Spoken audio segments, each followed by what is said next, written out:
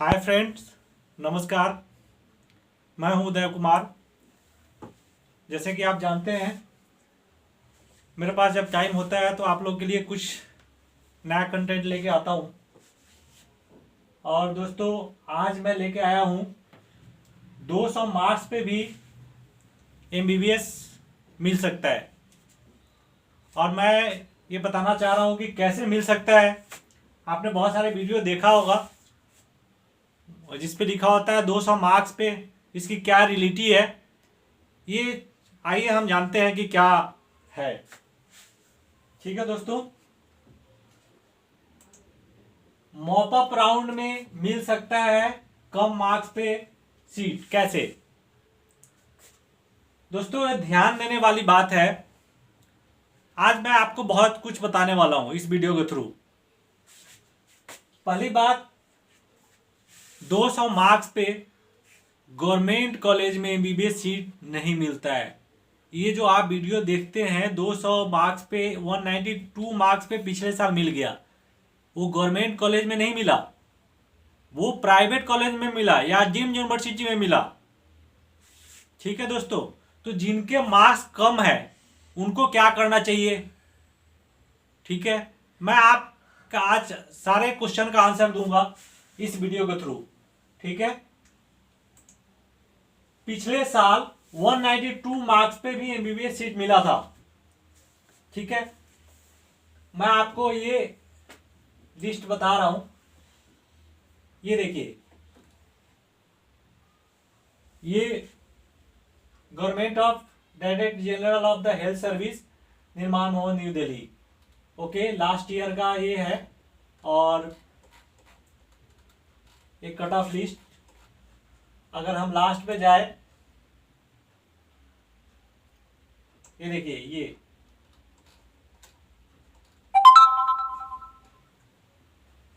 Jawaharlal medical college, ये देखिए सबसे कम मार्क्स पे इनके रैंक थे 7,74,616।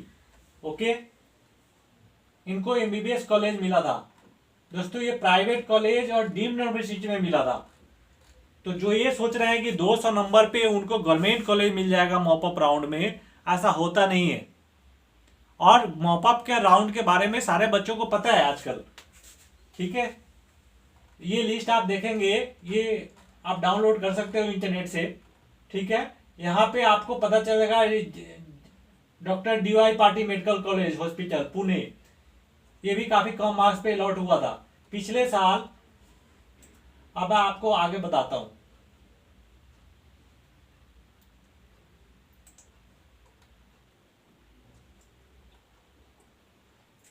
जनवरी 2021 को सुप्रीम कोर्ट ने ऑर्डर किया था कि 15 जनवरी जो है लास्ट डेट होगा फॉर एडमिशन।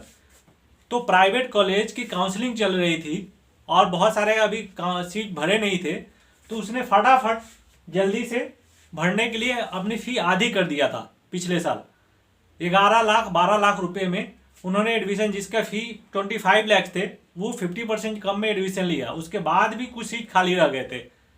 तो ये सब प्राइवेट और डीम्ड के लिए, ये गवर्नमेंट में ऐसा कोई सीट नहीं था। ठीक है, अब मॉपअप राउंड में कोई भी स्टूडेंट किसी भी स्टेट में जा सकता है, आपको डोमिसाइल की जरूरत नहीं पड़ती। ठीक है दोस्तों, तो आप ध्यान देना, मॉपअप राउंड में अगर आप काउंसलिंग कर रहे हैं, और मॉपअप राउंड क्या होता है इसके बारे में बताऊंगा। और मॉपअप राउंड में गवर्नमेंट सीट के लिए एक और चीज है जो आप नोट करो, यहाँ पे डोमिसाइल की जरूरत नहीं होती। मॉपअप राउंड में कोई भी बच्चे किसी भी स्टेट में जाके एडमिशन ले सकते हैं, लेकिन नॉट फॉर गवर्नमेंट कॉलेज के लिए नहीं, प्राइवेट और डीम्ड यूनिवर्सिटी के लिए आप किसी भी दूसरे स्टेट में जाके मॉपअप राउंड में भाग ले सकते हैं। ठीक है, डीम्ड एंड प्राइवेट यस। कुछ स्टेट ओपन स्टेट नहीं है जो लास्ट ईयर नहीं थे, इस साल का मुझे भी जानकारी नहीं है, जो गुजरात और महाराष्ट्र और जम्मू कश्मीर। ठीक है, तो इन पे आप इन तीनों स्टेट को छोड़ के और कहीं भी आप अप्लाई कर सकते हो, आप जा सकते हो। ठीक है, मॉपअप राउंड का रजिस्ट्रेशन ऑनलाइन होता है और काउंसलिंग जो होता है ज्यादातर स्टेट में ऑफलाइन होता है। इसमें आपको फिजिकली जो है वो अपीयर होना होता है कॉलेज में, और आपको थोड़ा एक्टिव होना होता है। ओके, सबसे जो इंपॉर्टेंट चीज है, आप ऑनलाइन रजिस्ट्रेशन करेंगे, उसके बाद आपको वेटिंग लिस्ट जनरेट होता है, ठीक है, और दिखाएगा कौन से कॉलेज में कितने सीट खाली बचा हुआ है। वहां पर आप देखेंगे कि ज्यादा सीट है जहां पे, वहां जहां आपको सुटेबल होगा और थोड़ा आईक्यू लेवल आपको लगाना होगा, वहां आपको कॉलेज मिल सकता है। ठीक है, आइए समझते हैं कि काउंसलिंग जो प्रोसेस है फॉर AIQ और स्टेट में मॉप अप राउंड, ये होता क्या है। ठीक है, एडमिशन जो है सारे सीट पे MBBS और डेंटल कोर्स के लिए वो नीट 2021 के स्कोर पे होगा।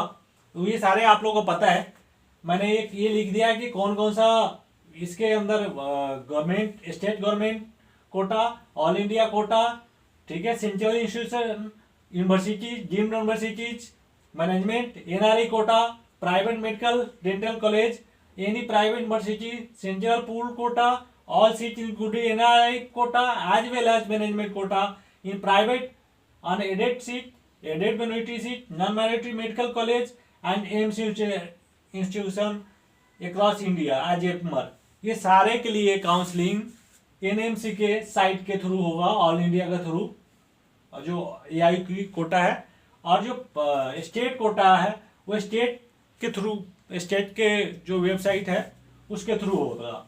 ठीक है, पहला काउंसलिंग प्रोसेस में पहला क्या होता है कि directorate general of health science जो DGHS है, वो मेडिकल काउंसलिंग कमेटी जो अब NMC है उसके बिहाफ पे काउंसलिंग स्टार्ट करेगा। ठीक है, पहला राउंड जो होगा ऑल इंडिया कोटा के होगा। ठीक है, फर्स्ट राउंड, इसमें प्रोसेस होता है कि आप पहले रजिस्ट्रेशन करते हैं, चॉइस फिलिंग करते हैं, उसके बाद ये रजिस्ट्रेशन क्लोज होता है, पेमेंट फैसिलिटी आपको आता है, चॉइस फिलिंग एंड लॉकिंग होता है, process of seat allotment round 1 का होता है, उसके बाद रिजल्ट आता है राउंड 1 का कि आपको ये कॉलेज अलॉट हो गया, आप उस पर रिपोर्ट करते हो और एडमिशन ले लेते हो। ये हो गया AIQ का फर्स्ट राउंड। ठीक है, अब उसके बाद होता है स्टेट कोटा। आप उत्तर प्रदेश, बिहार या किसी भी स्टेट से बिलोंग करते हो, उसका उस स्टेट का फर्स्ट राउंड शुरू होता है, काउंसलिंग सेम प्रोसेस होता है। उसके बाद राउंड 2 जो है ऑल इंडिया कोटा का शुरू होता है। ठीक है, फिर स्टेट कोटा का राउंड 2 काउंसलिंग शुरू होता है। अब क्या होता है, उसके बाद जो है मॉप अप राउंड आता है। ठीक है, इसमें मॉप अप राउंड में भी ऑनलाइन रजिस्ट्रेशन, फी पेमेंट, ठीक है, चॉइस फिलिंग और उसके बाद फिजिकल अपीयरेंस इन कॉलेज। अब मॉप अप राउंड में कौन सा सीट आते हैं भाई, आपको ये पता होना चाहिए। ऑल इंडिया 15%, सेकेंड काउंसलिंग के बाद जो सीट बच जाता है या NRI कोटा से बच जाता है, जो भी सीट बचते हैं वो जो सीट है, और स्टेट कोटा के सेकेंड राउंड के बाद जो सीट बच जाता है वो सारे सीट स्टेट के पास आ जाता है। ऑल इंडिया का बचा हुआ सीट और स्टेट का बचा हुआ सीट।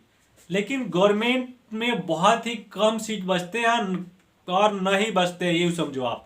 ये प्राइवेट और डीम्ड में बच जाते हैं सीटें।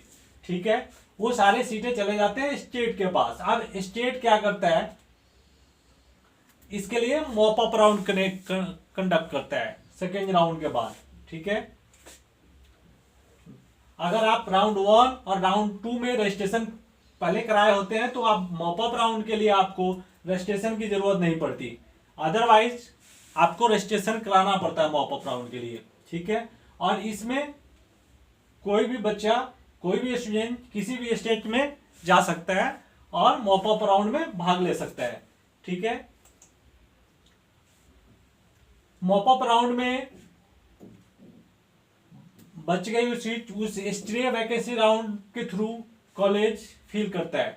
ठीक है, अब मॉप अप राउंड में भी कुछ सीटें बच जाती है, उसको क्या करता है स्ट्रे वैकेंसी राउंड, ये एक तरह से इसको हम बोलेंगे यह एक कॉलेज लेवल का मॉपअप राउंड है। इसमें कॉलेज क्या करता है, अपने कॉलेज अपने राउंड पे मतलब अपने थ्रू एडमिशन लेता है, ठीक है। ये कब होता है, मॉपअप राउंड के बाद। इसको हम बोलते हैं स्ट्रे वैकेंसी राउंड, ठीक है। जो सीटें बच जाता है वो कॉलेज फिल करता है, ठीक है। अब नोट, जो स्टूडेंट जो फर्स्ट राउंड या सेकेंड राउंड में सीट ले चुके हैं उनके लिए ये नहीं है, ठीक है। और जो अप्लाई किए हैं जिनको सीट नहीं मिला है, जो पार्टिसिपेट काउंसलिंग में नहीं किए थे, वो मॉपअप राउंड में भाग ले सकते हैं। ये प्रोसेस है, ठीक है। थैंक यू दोस्तों। और कोई भी हेल्प की ज़रूरत हो, MBBS इंडिया या अब्रॉड, कोई भी फ्री काउंसलिंग हम प्रोवाइड करते हैं। मैं किसी से कोई पैसा नहीं लेता। कोई भी हेल्प की ज़रूरत हो आप मुझसे कांटेक्ट कर सकते हो दोस्तों, ठीक है। और thank you, bye. Please like and subscribe.